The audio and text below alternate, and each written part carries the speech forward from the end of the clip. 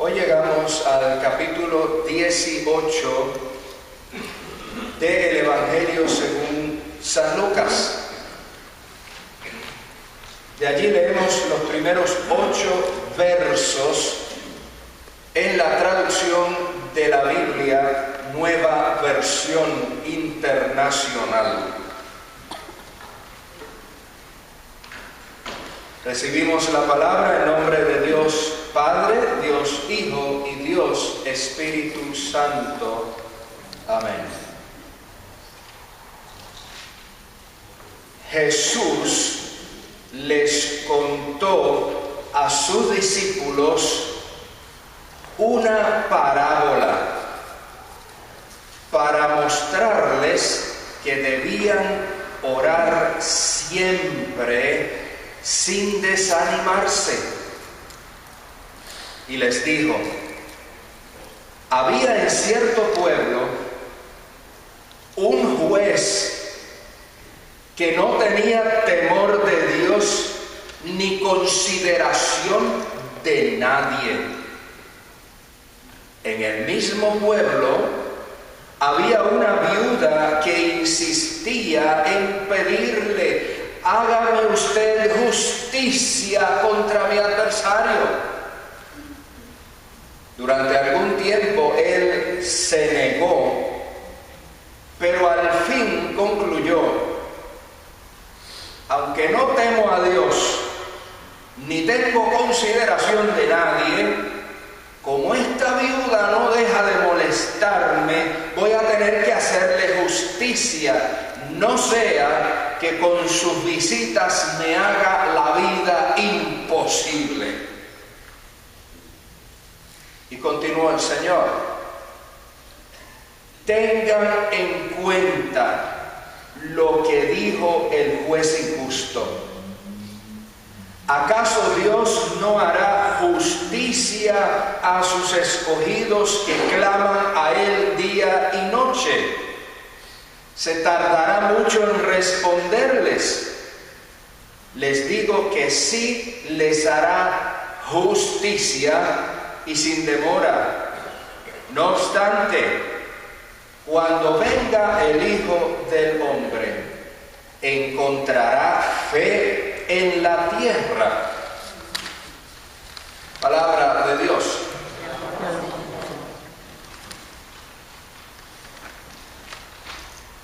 El autor de la segunda carta a Timoteo en el Nuevo Testamento afirma lo siguiente: toda la Escritura es inspirada por Dios y útil para enseñar, para reprender, para corregir y para instruir en justicia, a fin de que el siervo de Dios esté enteramente capacitado para toda buena obra.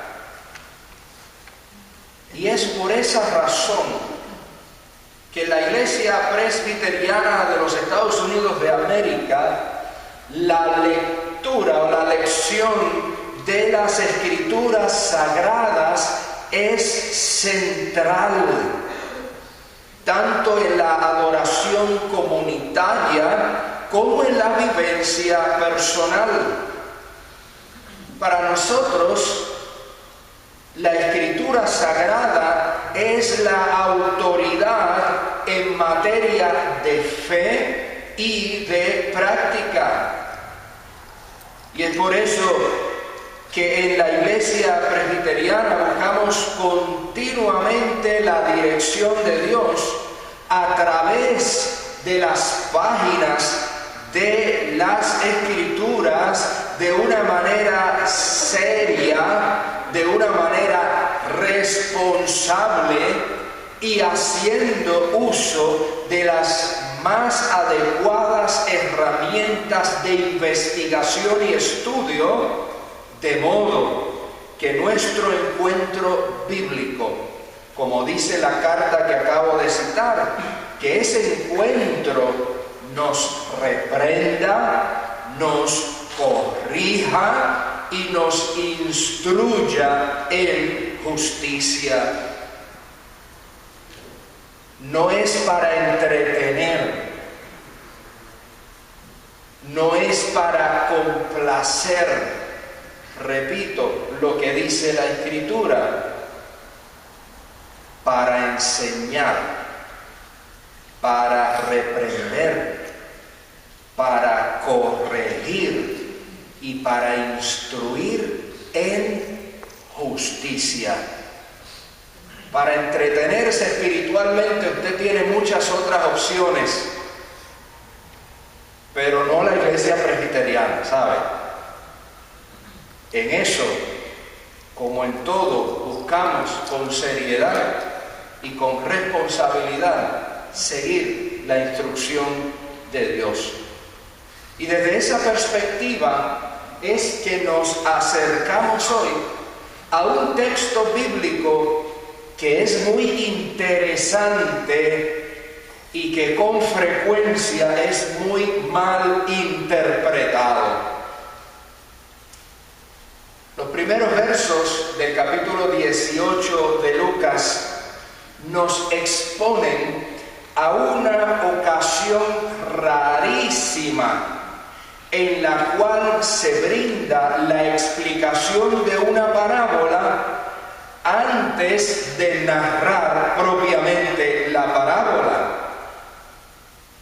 Y esto es una clara evidencia del interés del escritor bíblico allí en guiarnos para que no perdamos de vista lo que el texto mismo identifica como su tema central. En este caso, el deber y la necesidad y urgencia de orar siempre sin desanimarse, decía el texto. Y la parábola, o el cuento, introduce dos personajes. El primero de ellos es un juez injusto. Escuche bien la expresión, juez injusto. Pudiésemos decir que se trataba de alguien sin escrúpulos. Se trataba de un contundente ejemplo de corrupción, una contradicción viviente, porque la función de un juez es impartir justicia. Sin embargo, este juez es definido no por la justicia, sino por la injusticia. Ese es el primer personaje. Pero el segundo personaje es una mujer viuda. Es alguien que representa la situación de mayor necesidad y desamparo en los tiempos en que vivió Jesús. Eran tiempos esos en los que no había planes de retiro, no había Social Security, no había Medicaid, no había la 403A o B, nada de eso. Una mujer viuda usualmente no contaba con recursos para su sustento. Por lo tanto, tenía que vivir de la limosna o recurrir a la prostitución para poder comer, para poder subsistir. Una viuda era uno de los componentes más indefensos y más vulnerables de su tiempo. Una viuda podía fácilmente ser ignorada y descartada por un juez sin que a nadie le molestara el asunto y sin que nadie se ocupara en defenderla. Y de este modo, la parábola allí narrada nos presenta dos extremos: el extremo de la indiferencia y el poder corrupto, y el extremo de la necesidad. Indica la parábola que la viuda había enfrentado una situación que requería intervención de la justicia, pero le era negada la atención a su caso. Y cualquier viuda de su tiempo sabría que no tenía posibilidad alguna ante una circunstancia como esa. Bajo circunstancias normales, cualquier viuda de su tiempo sabría que nadie saldría en su defensa y que nadie prestaría atención a sus reclamos. Pero la viuda de esta parábola siguió insistiendo.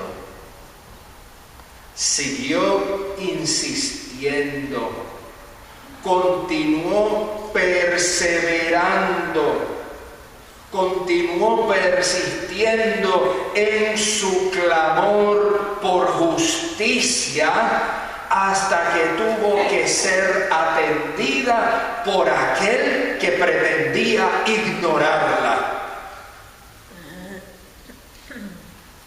Y es importante observar, mis hijas e hijos, que la parábola no busca hacer una comparación vis a vis, sino que lo que la parábola busca es confrontarnos con un contraste.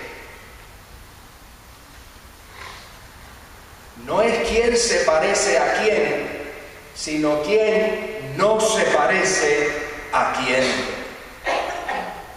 Dios es lo opuesto al juez injusto. Y las y los discípulos de Jesús son lo opuesto a la viuda. La viuda era persistente. Pero ¿qué pasa con los discípulos? De antes y de ahora, los discípulos somos inconsistentes. Y de ahí entonces la pregunta de Jesús al final del pasaje: cuando venga el Hijo del Hombre, ¿encontrará fe en la tierra? Recordaremos que anteriormente, de hecho el capítulo anterior en Lucas, Jesús le había dicho a sus discípulos una frase que comenzaba con esta expresión: si tuvieran fe como un granito de mostaza. Si tuvieran fe. Y ahora pregunta: ¿encontrará fe?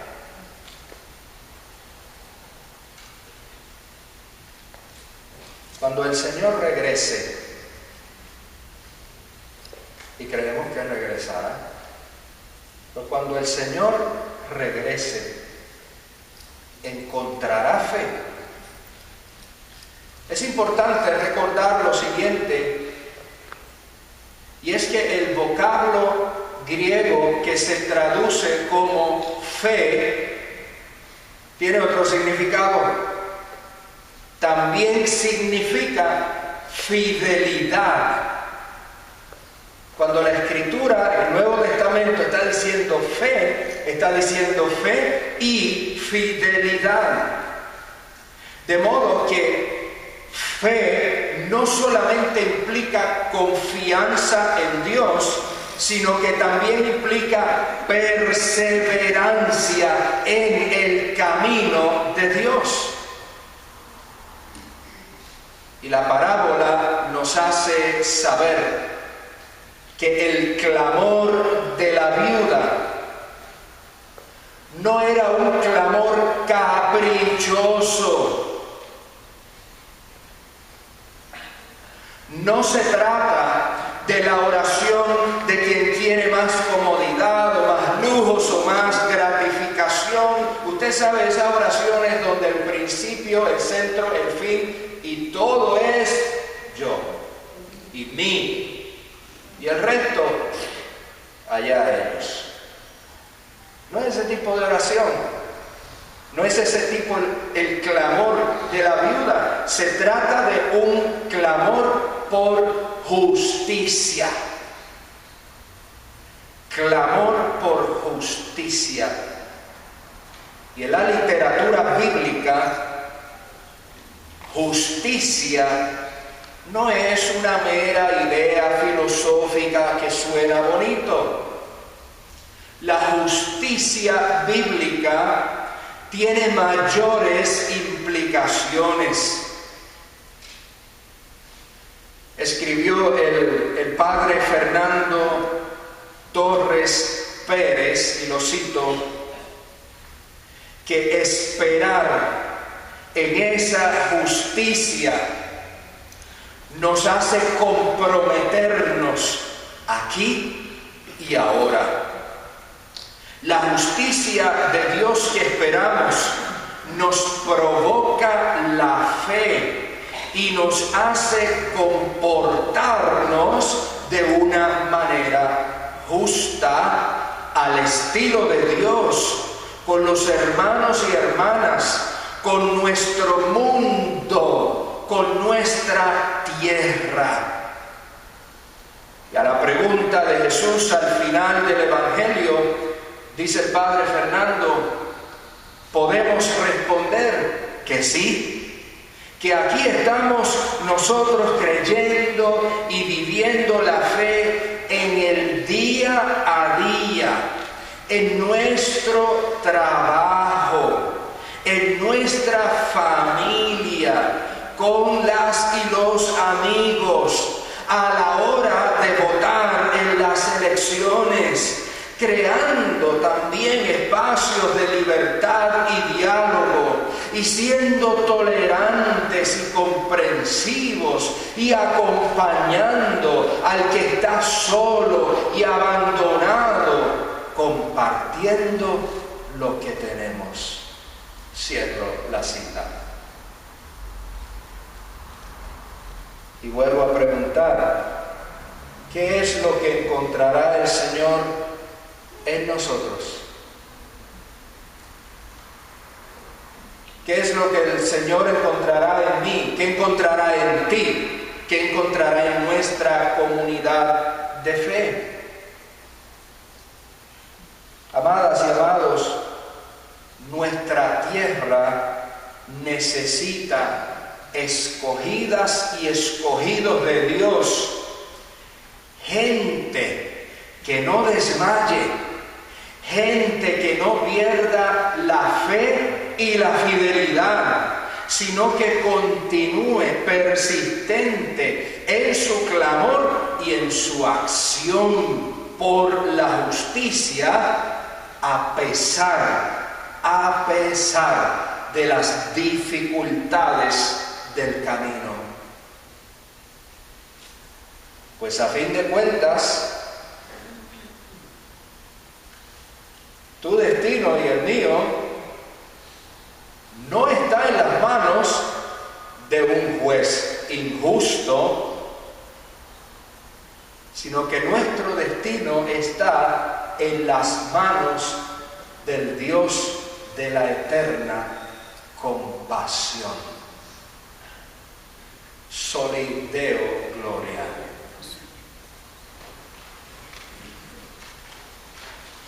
Amado Señor, gracias por afirmar fidelidad y por invitarnos a la fidelidad.